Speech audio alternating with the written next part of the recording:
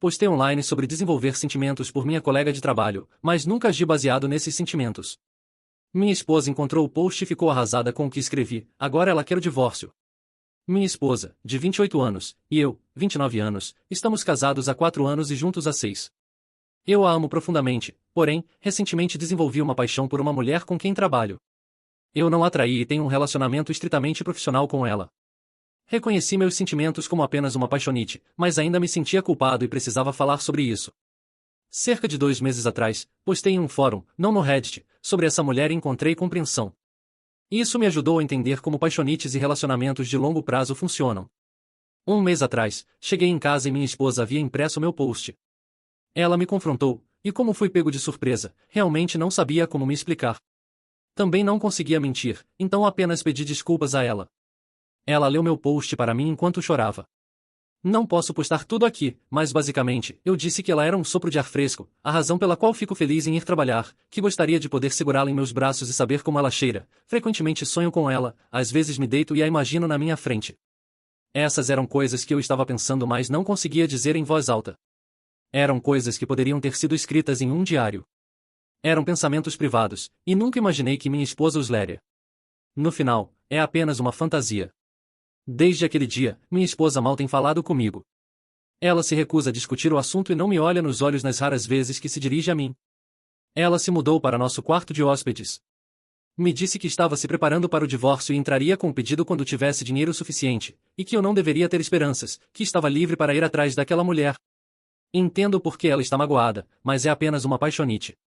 Não é comparável ao amor e história que tenho com ela. Como posso fazer ela entender isso? Ela me disse que nunca teve sentimentos por outro homem e que eu a traí.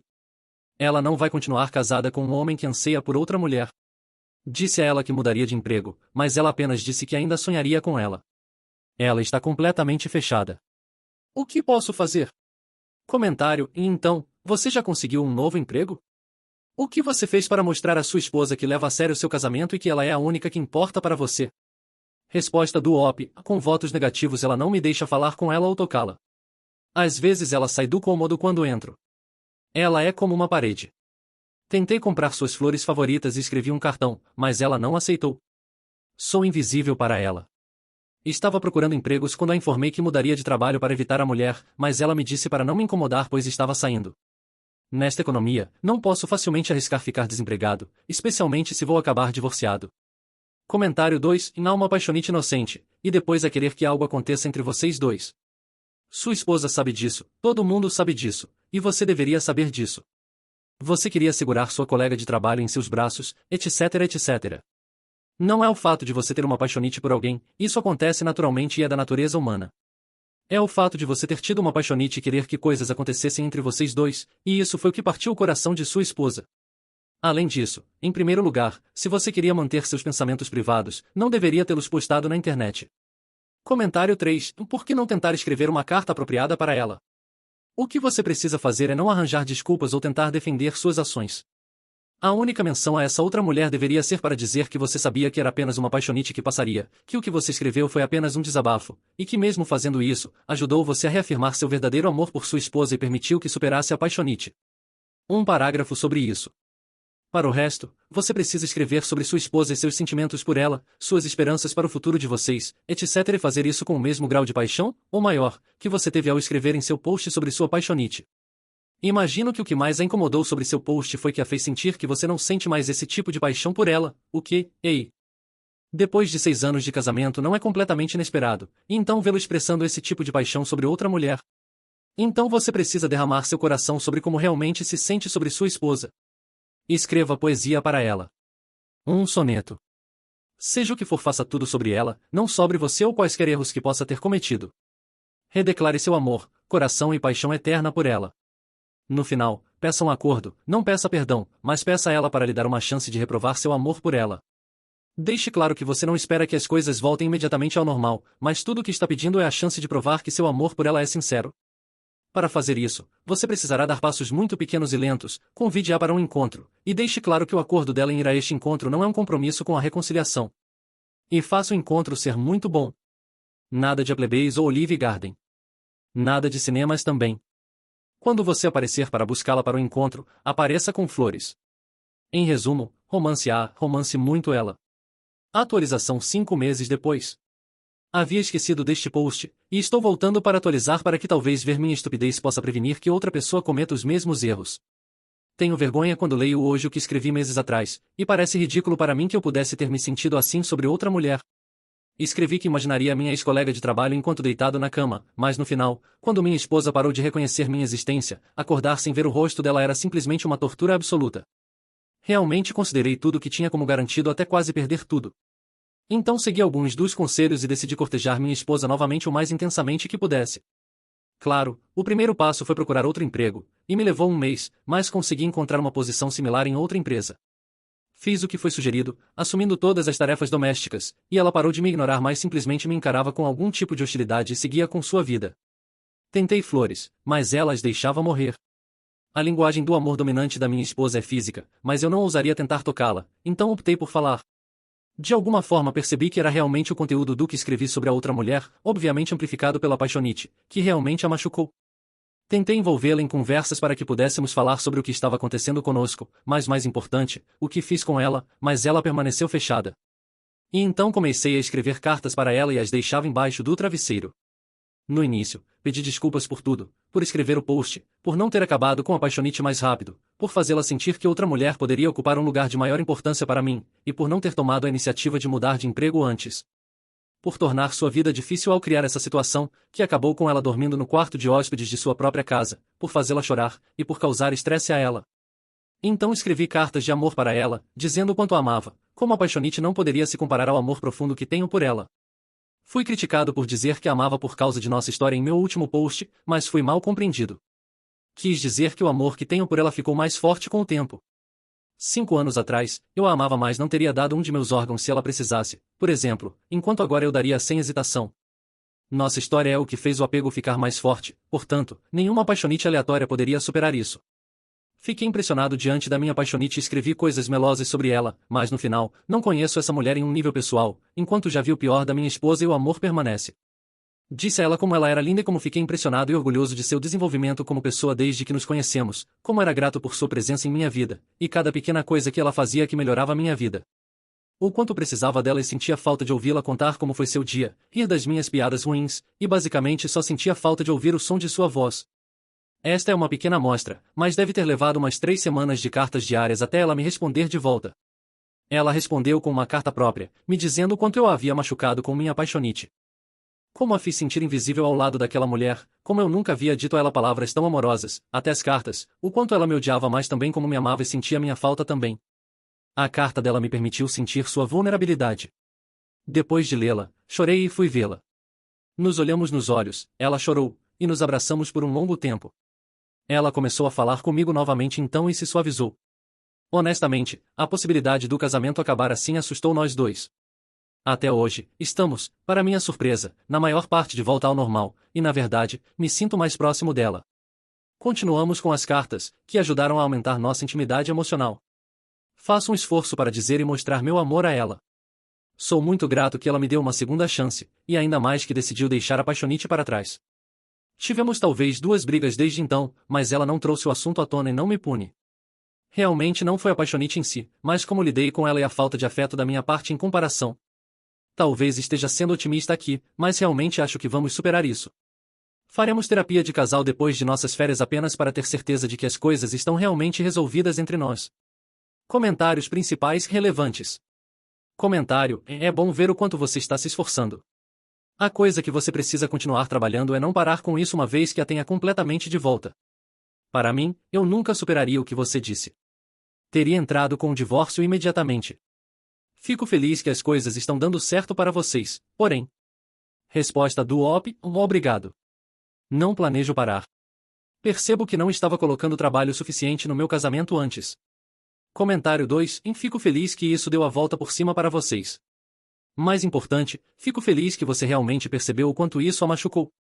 Em seu último post, você meio que parecia estar dizendo: qual é o problema? Não é como se eu tivesse traído ela. Então fico feliz que você perceba que há outras coisas que você pode fazer em um relacionamento que podem ser realmente dolorosas para os cônjuges também. Eu queria poder dizer que depois disso tudo fomos felizes para sempre. Que o perdão veio como uma brisa leve numa tarde quente. Mas a verdade é que o perdão, quando vem, nunca chega limpo. Ele vem arranhando, mordendo, cobrando cada centavo da dívida emocional que você deixou para trás. No início, depois que ela escreveu aquela primeira carta, eu juro que senti meu coração bater de novo. Pensei que aquilo era o sinal. O começo da nossa volta. Mas o que eu não entendi, o que fui burro demais para perceber, é que uma carta de dor não é um convite de volta. É uma cicatriz aberta dizendo: olha o que você fez comigo. Nos dias que seguiram, fiz de tudo para me mostrar digno.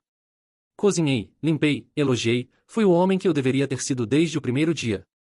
Mas não adiantava. Ela estava ali, e ao mesmo tempo, não estava. Presente na rotina, ausente no olhar. Às vezes eu falava e ela só respondia com o silêncio. Um silêncio ensurdecedor que gritava mais do que qualquer briga. E teve uma noite, maldita noite, em que achei que tínhamos virado a chave. Rimos de algo idiota que passou na TV, ela se aproximou, encostou no meu ombro, e eu pensei em voltamos. Eu quase chorei ali mesmo. Mas no dia seguinte, ela saiu mais cedo de casa, deixou a cama arrumada como se ninguém tivesse dormido ali, e não respondeu minhas mensagens o dia inteiro. Foi nesse momento que percebi, e eu a tinha perdido. Ainda morávamos sob o mesmo teto, mas ela não era mais minha esposa. Era uma versão dela mesma, fria, calculista, protegida. E com razão. Porque eu fui a explosão. Eu destruí o alicerce da confiança com palavras que, na minha cabeça, eram inofensivas. Mas que para ela foram navalhas. E então veio a gota d'água. Um dia, vi uma pasta aberta no notebook dela. Era uma planilha. Nomeada, em plano de fuga. Custos com advogada, aluguel de apartamento, móveis básicos, transporte. Cada item milimetricamente calculado. Como se eu fosse um perigo. Como se viver comigo fosse uma prisão. Senti como se tivesse levado um soco. Mas eu merecia. Fui eu quem fez com que ela precisasse planejar a liberdade. Fui eu quem plantou a dúvida. Fui eu quem a fez olhar para outro lugar e pensar: aqui eu não fico mais. Então, pela primeira vez desde tudo isso, eu explodi. Gritei. Chorei. Joguei as cartas todas no chão, pedi pelo amor de Deus para ela olhar para mim e falar alguma coisa. Qualquer coisa. Mas ela só disse: você escreveu que queria saber como ela cheirava. Eu não consigo esquecer disso. E naquele instante eu entendi. Não importava quantos cafés eu fizesse, quantas flores eu comprasse, quantas cartas eu escrevesse. Eu tinha deixado algo morrer. O desejo dela de me ver como o homem que nunca a colocaria em segundo plano. Ela me deu uma segunda chance, mas não era uma chance de reconquistar o amor dela. Era a chance de me encarar no espelho e entender o tamanho do estrago. Era a chance de aprender que fantasias têm consequências reais, que desejos não verbalizados ainda assim doem, que colocar em palavras uma traição emocional pode ser pior do que qualquer beijo escondido. Hoje ela mora em outro lugar. Mandou uma mensagem dizendo que os documentos do divórcio estavam prontos. Não houve briga. Não houve discurso. Apenas a certeza fria de que algo foi quebrado e que, mesmo com todos os esforços, não conseguimos colar de volta. Ainda tenho a corrente com pingente que dei a ela no nosso segundo aniversário. Às vezes passo os dedos por ele tentando lembrar do som da risada dela quando eu fazia piada do jantar queimado. Às vezes fecho os olhos e quase posso ouvir. Mas a verdade é que ela se foi. E eu aprendi da forma mais cruel possível que amar não basta.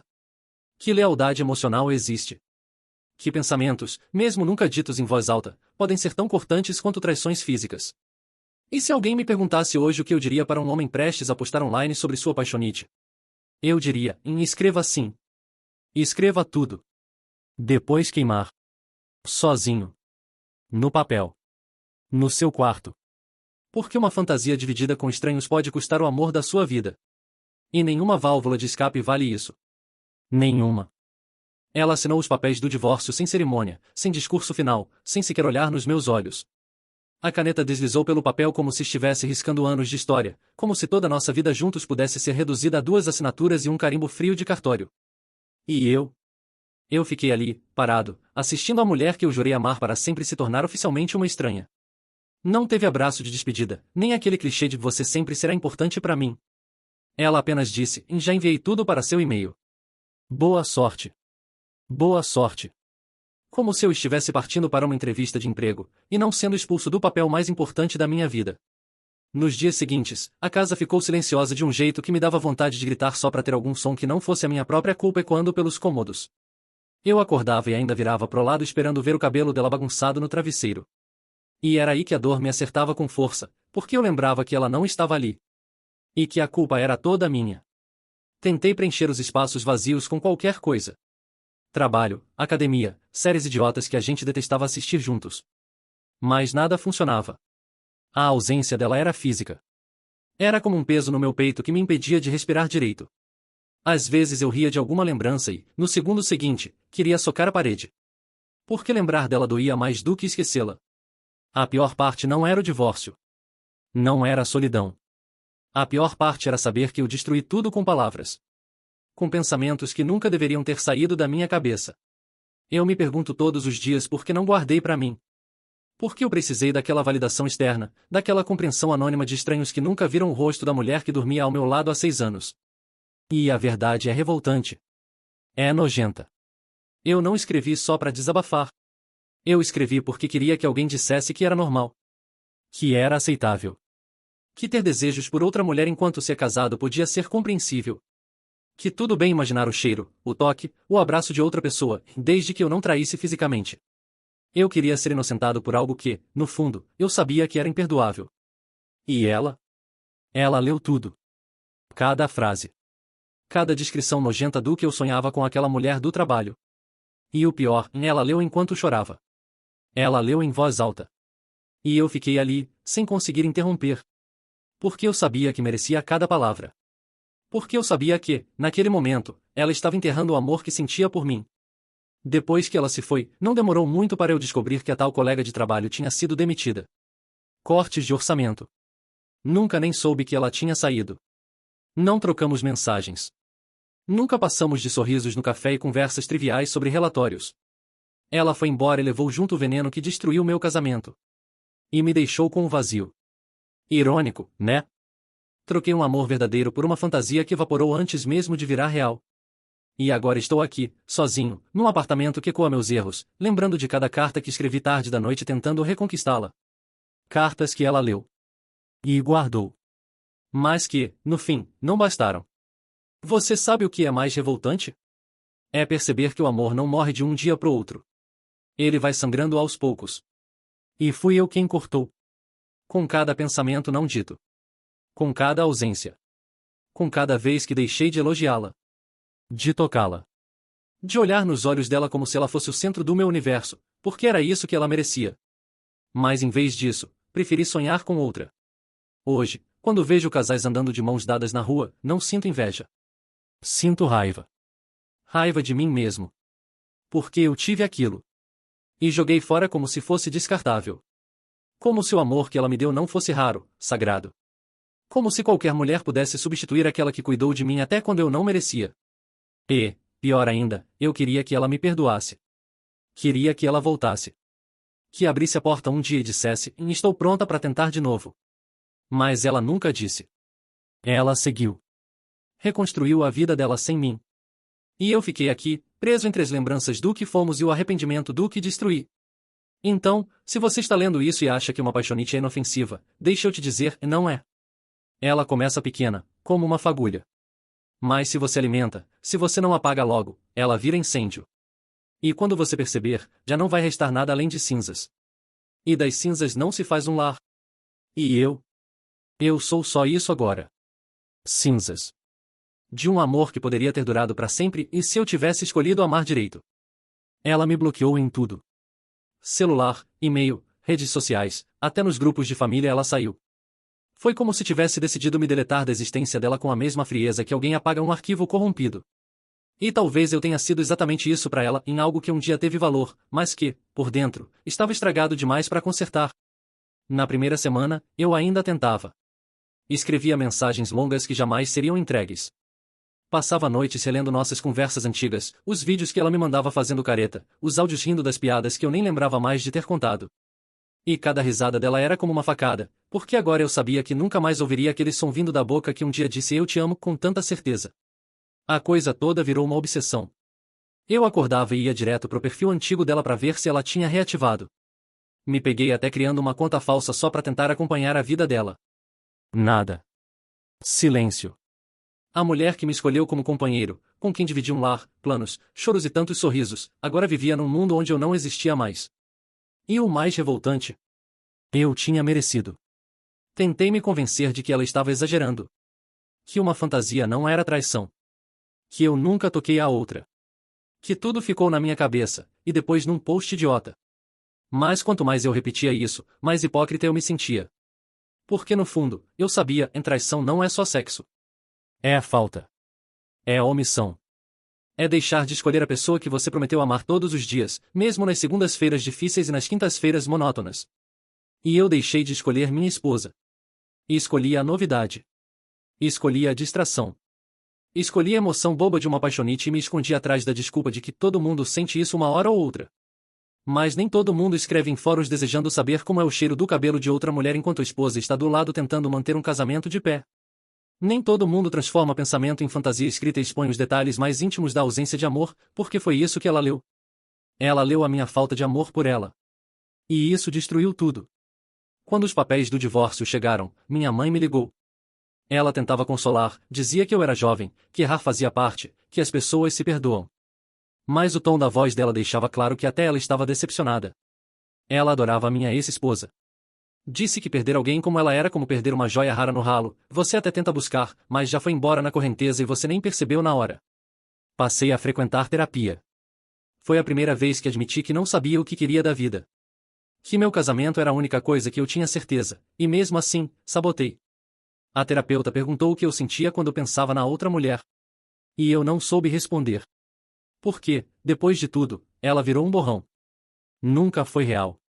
Nunca houve conexão. Só uma ilusão que serviu como espelho da minha insatisfação. Uma válvula de escape para um homem frustrado com sua própria mediocridade emocional. E minha esposa? Ela era real. Ela era carne, osso, alma. Ela era presente, conversa, cumplicidade. Era briga e reconciliação. Era colo.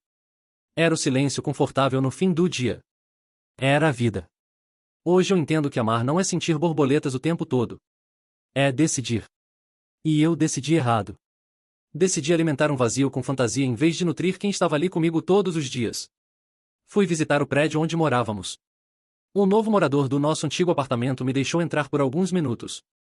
A cozinha ainda tinha a mesma bancada onde ela gostava de sentar para me observar cozinhar. O sofá que vendemos na separação estava ali, mas vazio. O chão ainda tinha a mancha de vinho daquela noite em que rimos tanto que derrubamos a taça, uma memória de amor misturada a uma mancha impossível de apagar. Saí dali sufocado. Voltei para casa, olhei para o espelho e, pela primeira vez em muito tempo, me encarei sem desviar os olhos.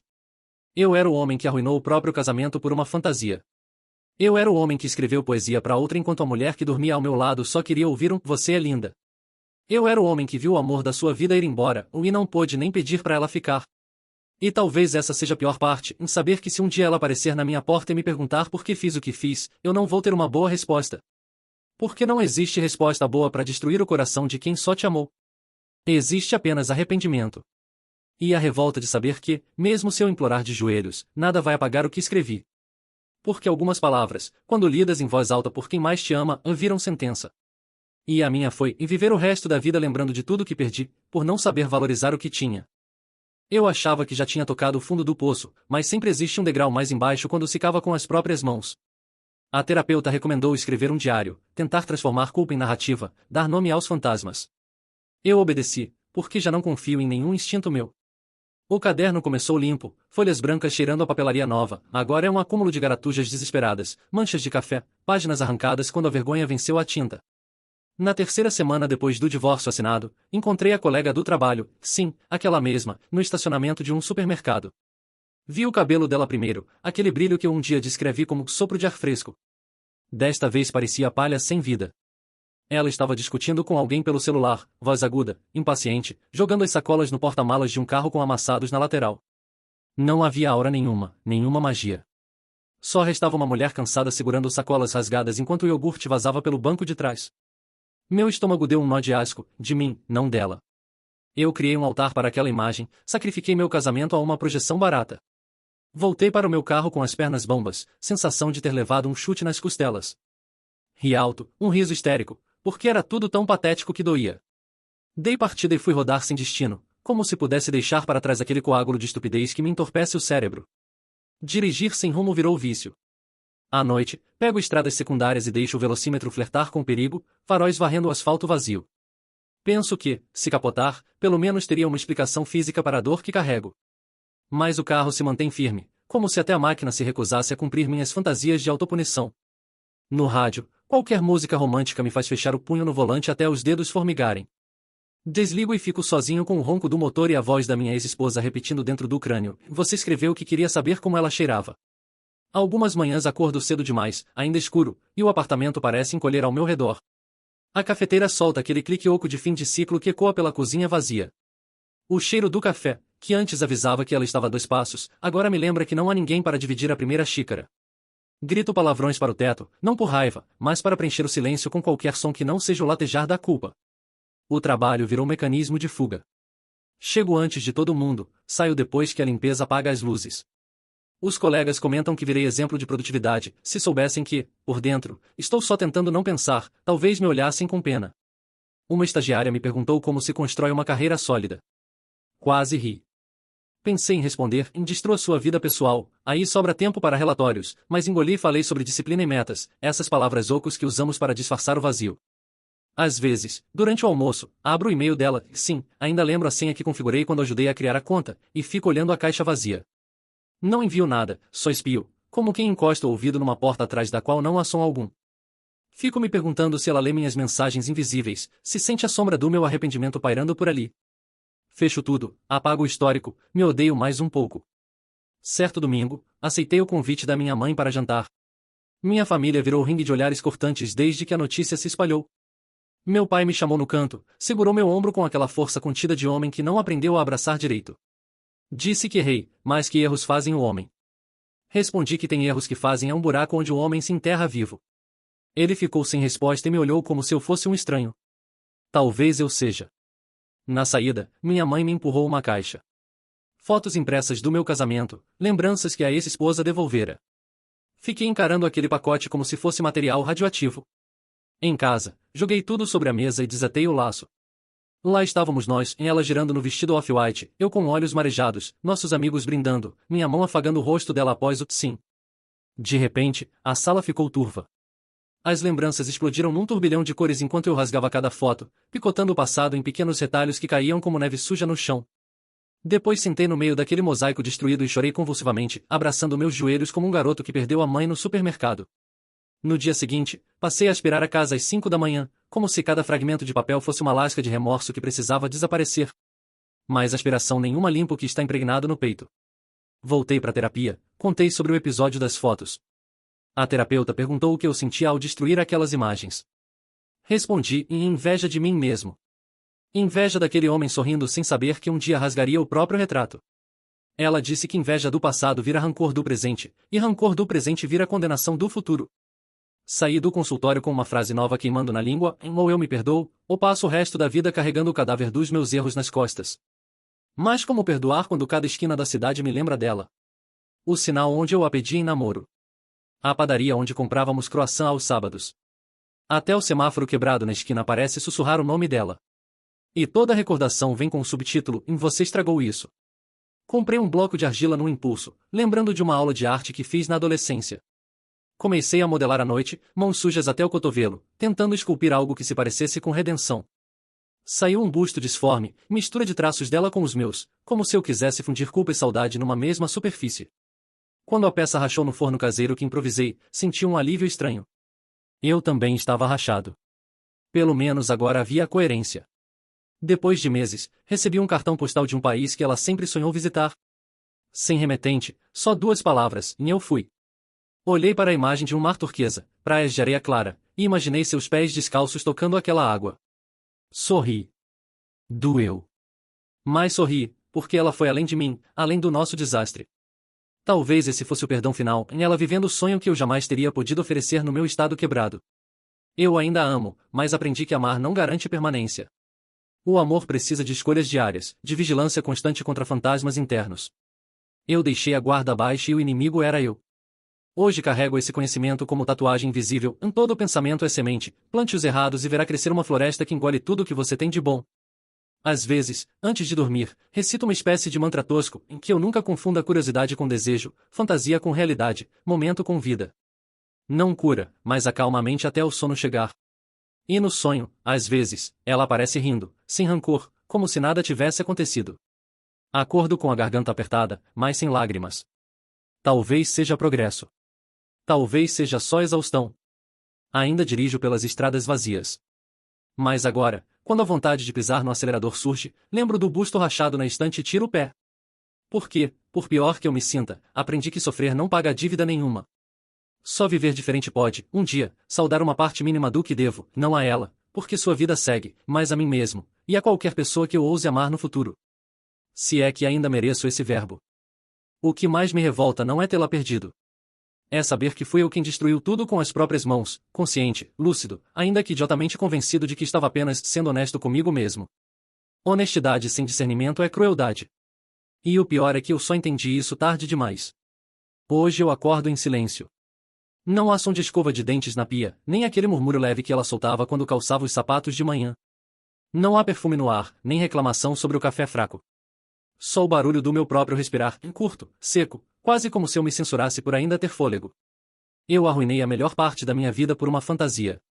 A tal colega de trabalho, aquela sobre quem escrevi como se fosse um personagem de livro barato, pediu demissão 2 semanas depois do divórcio sair. Nunca conversamos sobre o post, e ainda bem.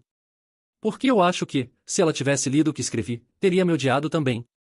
A verdade é que ela nunca me deu razão alguma para alimentar aquele tipo de ilusão. Foi tudo da minha cabeça. Paixonite, carência, rotina, falta de coragem para lidar com o tédio do cotidiano.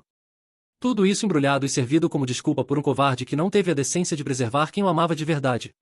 Meus amigos sumiram. Alguns por constrangimento, outros por puro julgamento. Minha irmã me disse, com todas as letras, que esperava mais de mim. Você escreveu como se ela fosse um móvel velho da casa, como se não fosse a mulher que segurou sua mão no enterro da sua mãe. Essas palavras me atravessaram como faca, porque eram verdadeiras. E porque eu me lembrava do dia que ela mencionou que aquele vestido azul do velório da minha mãe era o que ela menos gostava, mas usou porque sabia que eu gostava. E mesmo assim fui capaz de colocá-la como plano de fundo emocional enquanto exaltava outra mulher, desconhecida até para mim. Uma noite, depois de beber mais do que deveria, eu reli o post que escrevi naquele fórum. Eu queria sentir alguma simpatia pelo cara que o escreveu, alguma tentativa de justificar que ele estava apenas confuso. Mas tudo o que vi foi ego. Um homem tão obcecado pela própria culpa controlada que transformou o desejo num monumento à sua própria covardia. Chorei de nojo. De vergonha. Joguei o notebook longe, e ele quebrou, assim como eu. Fui até a casa da minha ex-mulher um dia, semanas depois. Esperei no carro. Queria vê-la de longe. Quando ela saiu, acompanhada de uma amiga, sorriu por um segundo, distraída com algo no celular. E foi aí que me dei conta do que tinha quebrado, e não só o casamento, mas a segurança dela, o riso dela, o lar que tínhamos. Eu desmanchei tudo por dentro dela e ainda tive a audácia de achar que podia pedir uma nova chance. Na terapia, quando contei isso, a psicóloga me olhou com algo entre pena e frustração.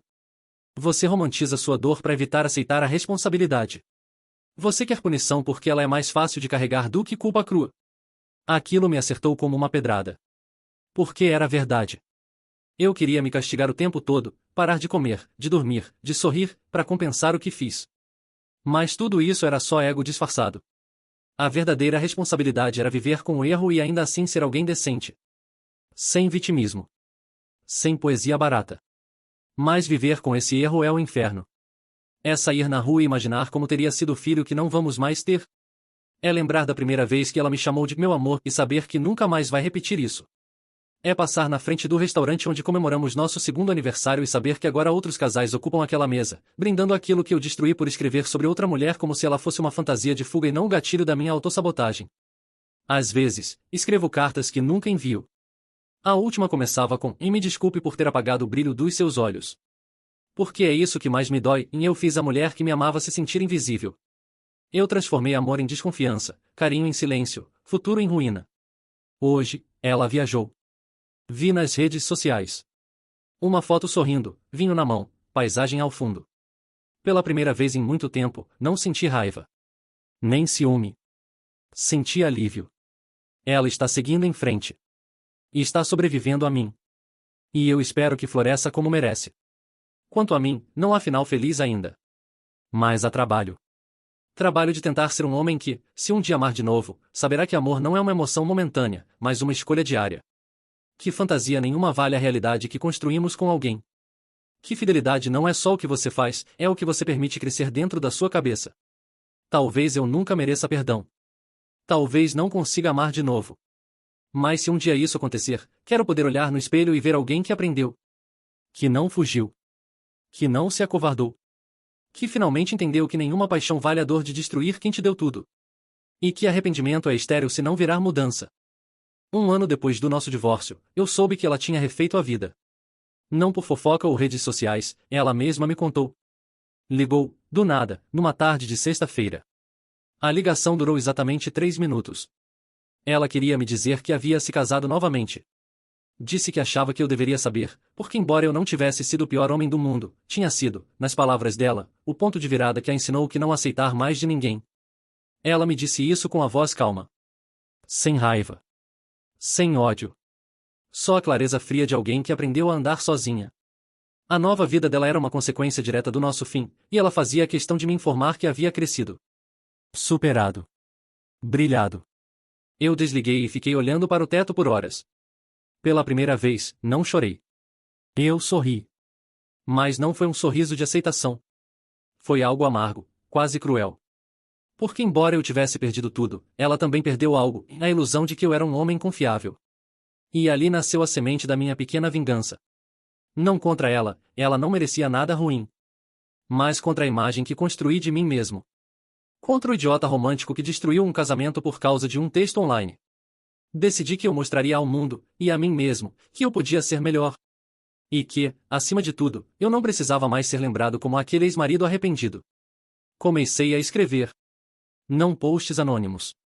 Não desabafos envergonhados. E escrevi um livro. Um romance, baseado em mim mesmo, mas sem me nomear. Um homem que perde tudo por causa de uma idealização estúpida e aprende, da pior forma, o que significa amar. Era brutalmente honesto. Sem floreios. Sem desculpas. Era um espelho sangrando. E publiquei. O livro ganhou força. Leitores comentavam que choraram, que se reconheceram, que mudaram atitudes. Teve quem me xingasse, claro, disseram que o personagem era um egoísta, um covarde, um traidor. E eu sorri com cada crítica. Porque era tudo verdade. Era a minha expiação. 2 meses depois do lançamento, recebi uma mensagem anônima no meu site de autor. Só dizia: você não escreveu para mim. Mas eu li como se fosse. E doeu. Mas também curou. M. Era o nome da minha ex-esposa. E aquela foi a vingança mais poderosa que eu poderia ter, e não reconquistá-la, não me redimir, mas deixá-la saber que o homem que ela abandonou finalmente entendeu. Que tudo aquilo que ela gritou, chorou, implorou para que eu enxergasse, eu enxerguei. Sozinho. Tarde demais, mas enxerguei. Ela tinha vencido. E eu também. Cada um à sua maneira. Ela reconstruindo uma nova vida com alguém que jamais a faria sentir invisível. Eu, desconstruindo o homem que um dia a feriu. Hoje, ando pelas livrarias e às vezes vejo meu livro na prateleira. Às vezes, autógrafo uma cópia sem ser reconhecido. Outras vezes, ouço alguém recomendando minha história com entusiasmo. Nunca digo que sou eu. Só observo. E aceito. Porque minha verdadeira vingança foi essa, em transformar o erro que me destruiu na ponte que muitos usam para não cair. Tornar público aquilo que me envergonhava, para que ela, e o mundo, soubessem que sim, eu fui fraco, mas tive coragem de não continuar sendo. E se um dia ela cruzar comigo numa rua qualquer, e não desviar o olhar, eu saberei que, no fundo, ela entendeu. Que o homem que a perdeu virou o homem que ela tentou salvar. Sozinho. Tarde. Mais inteiro.